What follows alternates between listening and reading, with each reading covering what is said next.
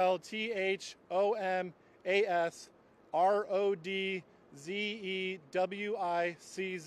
Commanding Officer of U.S. Coast Guard Cutter James. We will begin with brief statements from these leaders, and then we will open the floor to your questions. Following the speaker's remarks, we have about 10 minutes during which media may ask one question and one follow-up to allow for other outlets to have an opportunity.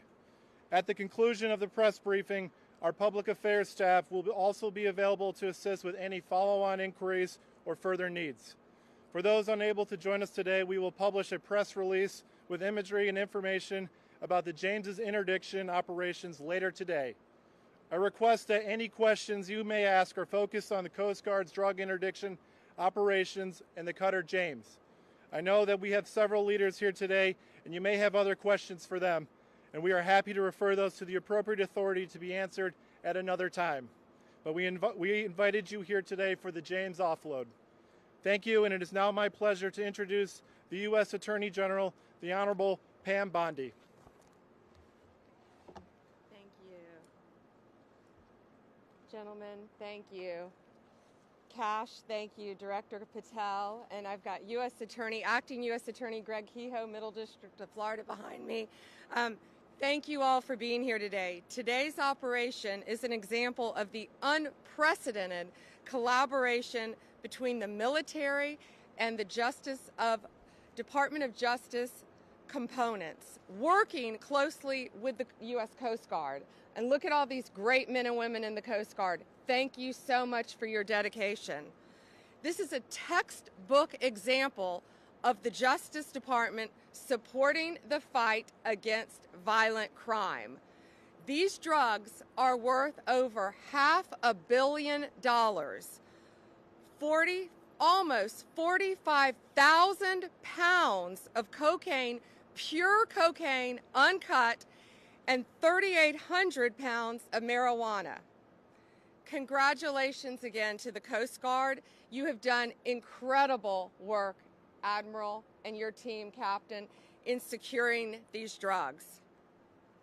This team, with all the agencies I just mentioned, used drones, aircraft, and ships to interdict the traffickers off the coast of Peru, Ecuador, and the Galapagos Islands.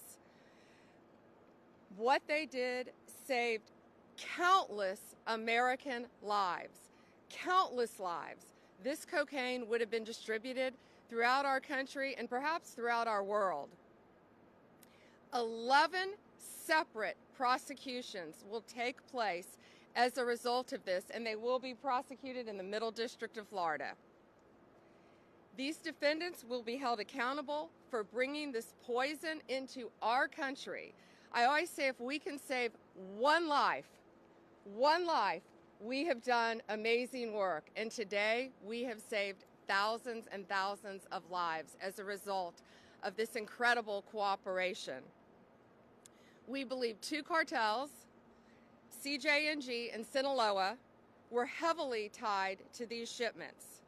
This is a major blow to their financial operations and their efforts to distribute drugs throughout our country.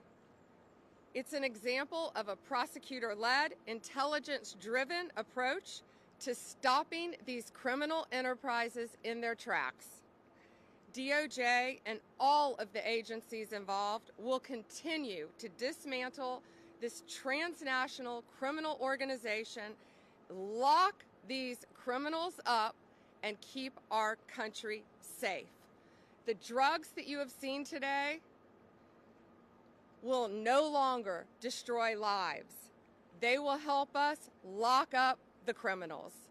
Thank you all, and it is my honor to introduce the Director of the Federal Bureau of Investigation, Kash Patel.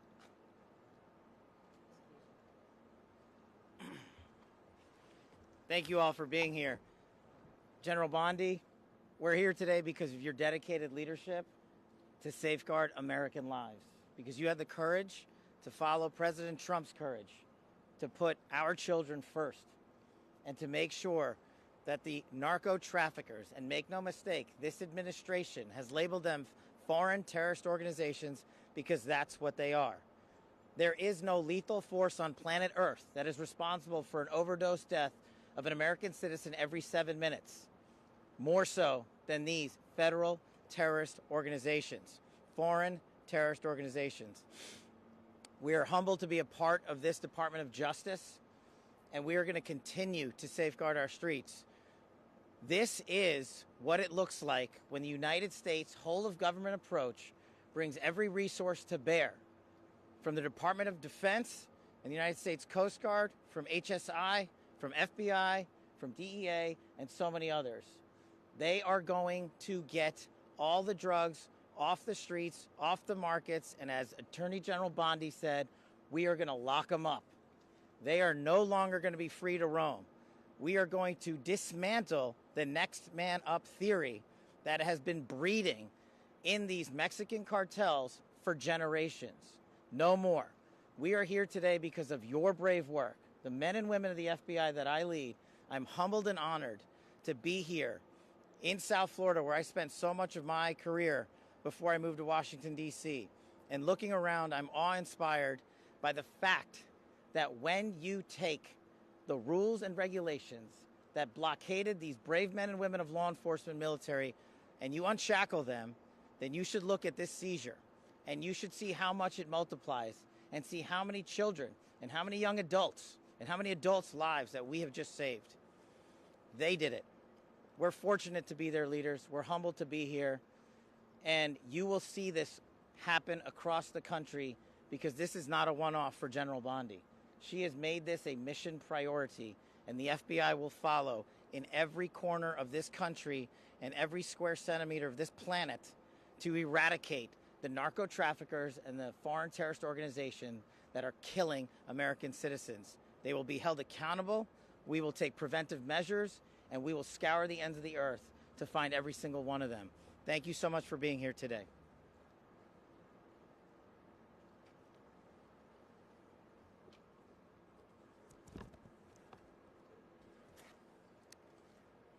Good morning. We welcome the crew of the James back from a remarkable patrol where they seized $510 million of illegal drugs, that's cocaine and marijuana, that was interdicted at sea before it can reach the U.S. border. So what does that number actually mean? You know, what does the number besides the dollar sign mean? It means 154 lives saved directly from cocaine-related overdose deaths in this country. It means that there's almost 11,000 less new cocaine users that are going to get access to the drugs. It means that we've saved at least $16.5 million on costs related to inmate care and health care for people inflicted with these drugs.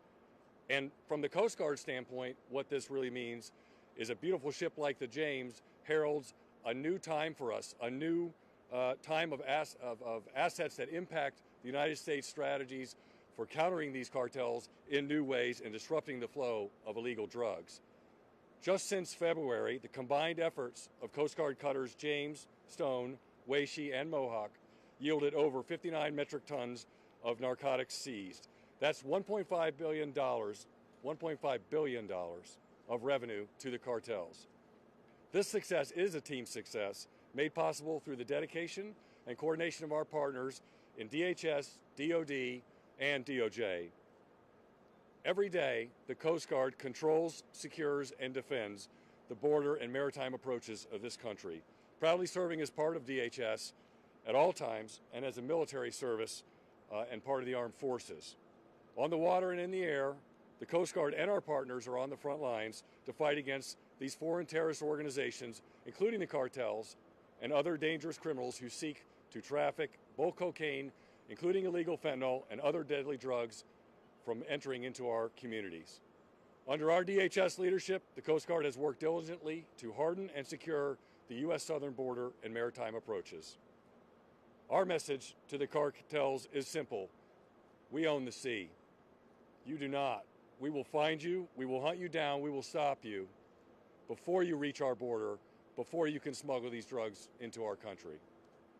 To the crew of the James you see here and all of our partners gathered, thank you for the great work keeping America safe. Thank you very much, everyone. Semper Paratus.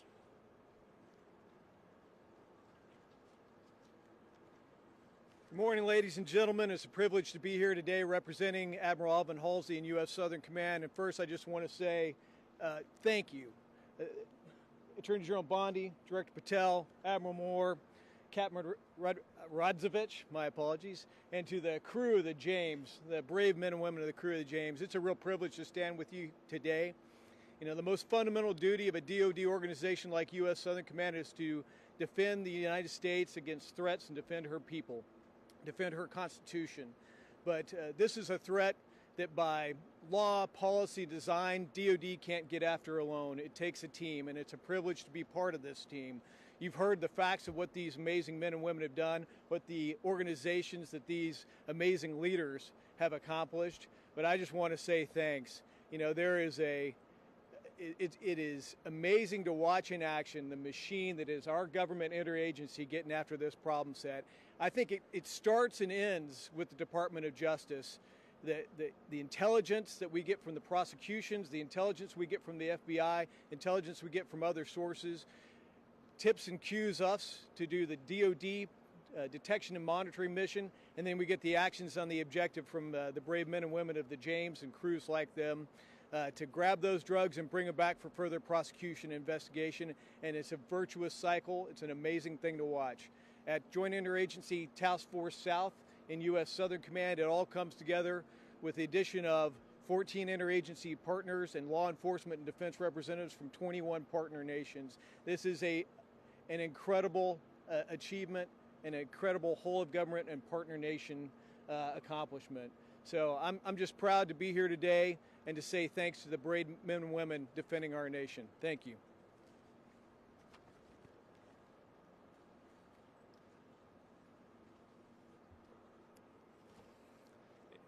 It's with great pride I stand before you today reflecting on the tremendous accomplishments of Coast Guard Cutter James and the crew. What you see today is a result of the crew executing an unprecedented pace at sea of interdictions. In only 56 days in theater, James interdicted 11 drug smuggling vessels, seizing over 22 metric tons of cocaine and marijuana, and apprehending 34 narco traffickers. In all my years working in this vital mission, I have never witnessed such substantial results in such a short amount of time. What is not on display, though, is the incredibly challenging work done by our crew that went into these interdictions. We patrolled an area the size of the continental United States, finding the narco-terrorists' tiny, drug-laden vessels across the vast waters of the eastern Pacific is equivalent to finding the proverbial needle in a haystack. But the crew of the James showed narco-terrorists that we will find them. We show them that they are no match for the professional competence, technical expertise, and operational prowess of the James crew. We sent a message loud and clear that we can and that we will continue to stop them bringing harm and devastation to our border. Or as my ops boss would like to say, you can run, but you can't hide. Alongside our permanent party crew members, it's important to mention those who deployed with us, our law enforcement detachment, pilots and air crew, intelligence professionals, and the operators of our unmanned aircraft systems. Together, we are James, a team of teams. This team of tirelessly dedicated professionals traded time with family and friends to carry out our vital mission, stopping the flow of illegal drugs, cutting off profits that fueled deadly fentanyl trade, and ultimately protecting American communities and families from unimaginable heartbreak. This crew represents the best of the best, and I'm incredibly proud to serve with all of the dedicated professionals that deployed on James this patrol. Thank you for your time.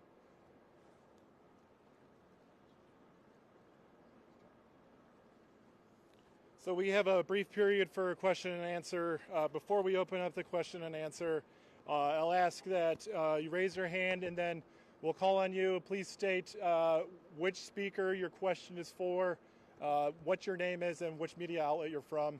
And again, as a reminder, we invited you here for the contraband offload, so please keep the questions on topic related to the interdictions of maritime interdictions of contraband at sea. So with that, I'll ask a first question over here. Yes, sir. Evan Brown, Fox News for the Attorney General.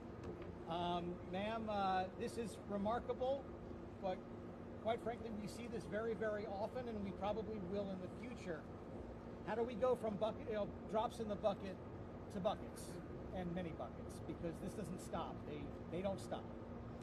Evan, this is not a drop in the bucket.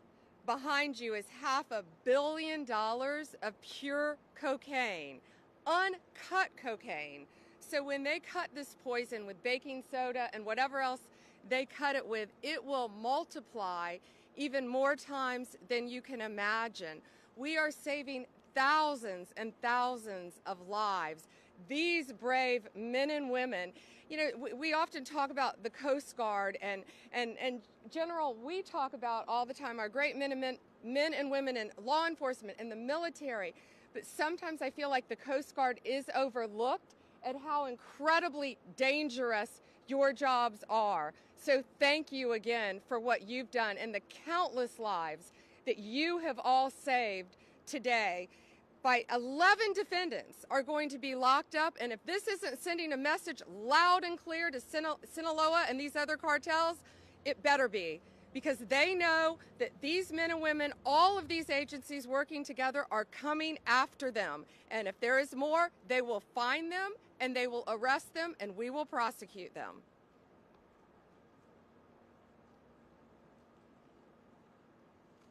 Thank you. Next question. It's in the middle right here.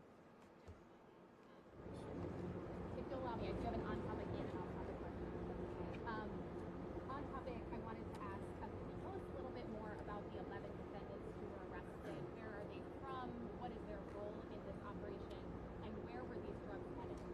Have we released that yet, or is it still sealed? Have we released anything about the defendants yet? Yeah. Still sealed, I'm sorry, about the 11 defendants. But they are tied to the 2 cartels that we mentioned. On the Alien Enemies Act, the Supreme Court ruled this week that the immigrants who are being removed are entitled to due process and chance to challenge their removal. The people who were already deported to El Salvador didn't have that chance. What happens to those people now? Yeah, well, the 261 that were on that, first of all, we're going to stay on topic from here on, but we are talking about the cartels. We're talking about foreign enemies, so I'll gladly answer that. The 261 on that first flight are 261 reasons why our country is safer. They are not coming back. They are staying in a prison in El Salvador. They are not from our country. They are not migrants. They are illegal aliens who are peddling drugs, guns, and illegal money in a very organized way throughout our country. And that's another reason why our country is safer today. Again, we have limited time, so please keep the questions on topic, and we will follow up with our appropriate public affairs staff to make sure that your needs are met. Yes, over here. I'm interested in hearing about these cartels. Has this been rattling down internally? Are any of the people being taken into custody, cooperating, and talking about providing valuable help? Either knowingly or As the team mentioned, it is changing the dynamic.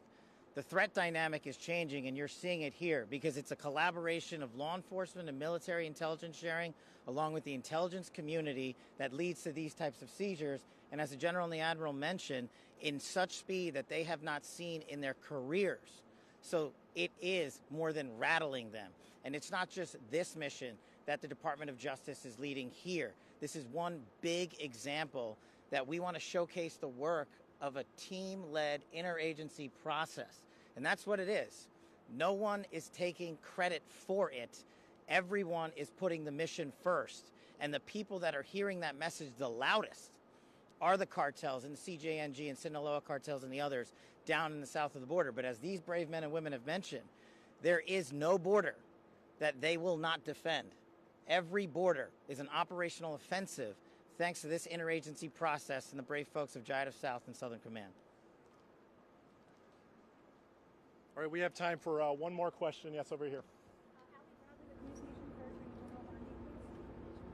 I'm wondering, so we talked a little bit about where these individuals are from. They've already been designated as terrorists. That wasn't enough to stop them from trying to move these drugs into the country. It cut off the head of a snake and it's going to grow back several more. So are you thinking about threats or charges towards Mexico, towards anything that they're doing in the country to our south when it comes to preventing them from moving those drugs into the U.S.? Well, I think this sends a very loud message today, Ali. Sinaloa, all these gangs, TDA, MS-13, the cartels, all of the cartels throughout the world, I would think they're pretty frightened right now based on what's behind us, based on 11 defendants in custody as a result of this one bust, because it's all of these agencies standing behind me, working hand in hand with Homeland Security to get them off our streets. You're seeing what's happening. These people are an organized crime unit. And, you know, we've shut down the borders in Mexico, Canada. So now I think they're probably increasing through our ships, through our ports, but they're not going to get away with it, thanks to all these great men and women. It's a multifaceted approach to catching them. As I said, using drones, using aircraft, using any technique available to our military, to Homeland Security, to the FBI, to the DEA, to all of these agencies working together. We are ahead of them. We are going to stop them. And whenever possible, we're going to lock them up forever or get them out of our country to keep Americans safe. That was Donald Trump's directive on day one when he got elected. Keep America safe, make America safe. And that's what all of these people standing here today are doing. Thank you. That concludes today's press briefing. If you have any other follow-up questions, a member of the U.S. Coast Guard Public Affairs staff can help meet those. We also will have a news release that will be published this afternoon that summarize all the events, as well as has photographs and videos for each of you to access. Thank you very much.